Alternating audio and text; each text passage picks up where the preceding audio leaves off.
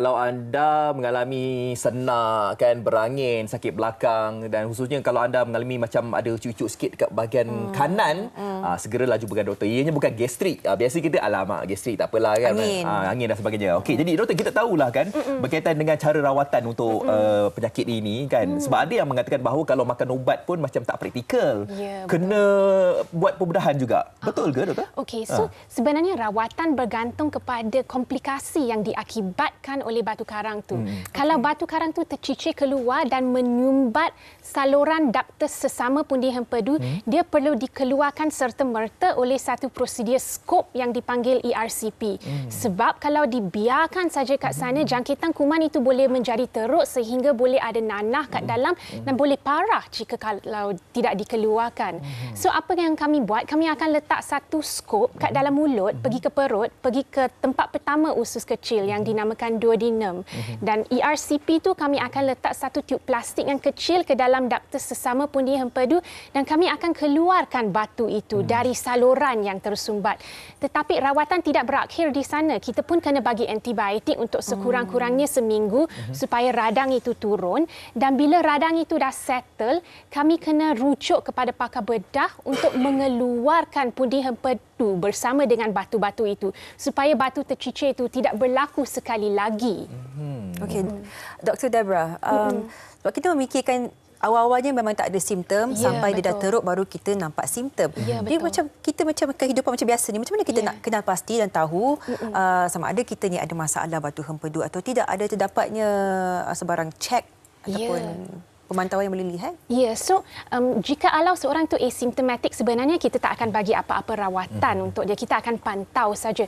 Tetapi jika kalau seorang tu ada rasa senak kat bahagian kanan atas perut, senak tu lebih teruk lepas makan dan senak itu berterusan untuk lebih dari sejam dan senak itu berterusan untuk lebih dari 2 bulan, kita mensyorkan yang dia pergi untuk mendapatkan cek seperti ultrasound. Ultrasound itu sangat berguna kerana dia bukan prosedur yang invasif. Dia tidak ada radiasi dan dia dapat detect batu karang dalam pundi hempedu itu. Okey, baik. Pemeriksaan ultrasound itu sangat penting. Betul lah. Okey, jadi kita nak bersama dengan Zoran kembalilah. Zoran, apabila dah berjumpa dengan doktor kan, dah buat pembedahan dan sebagainya kan. Jadi bagaimana keadaan Zoran sekarang? Adakah macam takut macam apa batu itu datang kembali ke ataupun ada membuat pemeriksaan lanjutan bersama dengan doktor atau bagaimana dari segi kaedah rawatannya? Oh, saya terus terang sebenarnya saya tak buat operation. Okey. Cuma saya tak buat rawatan susulan lah. Maksudnya untuk masuk kamera dalam badan ke untuk cek betul kan. Cuma saya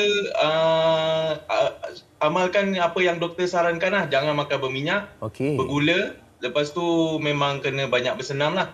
So saya banyakkan berpuasa. Dalam tempoh 3 bulan saya survive dan lepas tu saya dah kembali normal lah. Dah tak ada simptom tu, dah tak datang apa semua.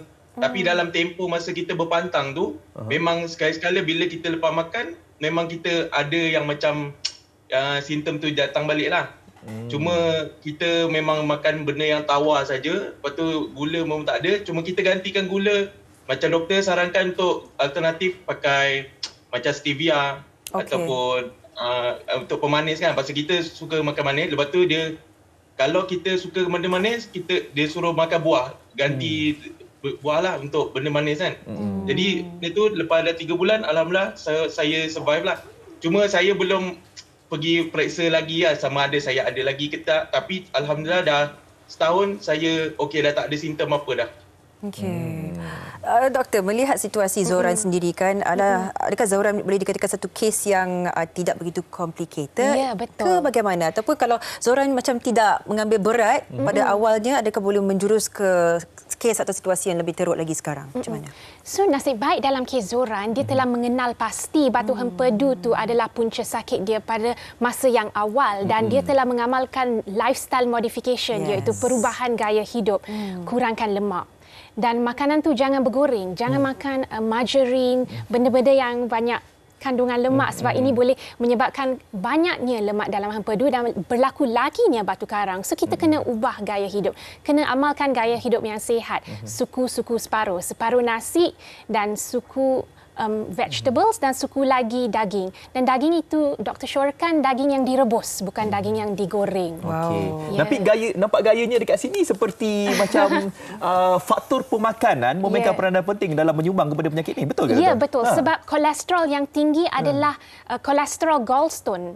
Batu karang kolesterol adalah 80% faktor yang menyebabkan berlakunya batu karang kat dalam pundi empedu. Salah satu faktor lagi adalah faktor estrogen. So perempuan yang mengambil pil cegah hamil ke perempuan yang hamil, dia akan ada kandungan estrogen yang lebih tinggi kat dalam badan. Dan disebabkan kandungan estrogen lebih tinggi, maka lemak yang dirembeskan oleh hati pun lebih tinggi dalam golongan wanita itu. Dan oleh sebab itulah wanita pun berisiko lebih tinggi dari lelaki untuk mendapat batu karang pundi empedu. Mungkin daripada sudut pandang seorang doktor kan, melihat kehidupan selepas kiranya dah ada batu empedu yang dikeluarkan, adakah boleh meneruskan kehidupan seperti biasa atau bagaimana? Ataupun kena sentiasa berjaga-jaga sampailah ke hujung hayat pun kena makan ayam rebus saja? Macam susah lah nak terima, tapi inilah hakikat dia kan. Lifestyle changes. Macam mana doktor? Betul. So jikalau sudah berlaku komplikasi seperti dah ada radang dalam pundi empedu, sudah ada tersumbatnya aliran pundi empedu, doktor syorkan yang pundi empedu itu dibuang dan batu-batu empedu itu semua dikeluarkan untuk mengurangkan risiko berlakunya sekali lagi kolisistitis atau radang dalam pundi empedu. Dan selepas kita buang pundi empedu tu, biasanya pakar bedah dia akan tengok kat dalam ductus empedu sesama, pastikan tidak ada batu-batu yang tercicir ke tertinggal kat dalam. Dan jika tak ada batu yang tercicir tertinggal kat dalam, risiko untuk mendapat serangan tu sekali lagi sangatlah rendah. Okey. Jadi apa yang kita boleh cakap kat sini, pemakanan tu penting kan.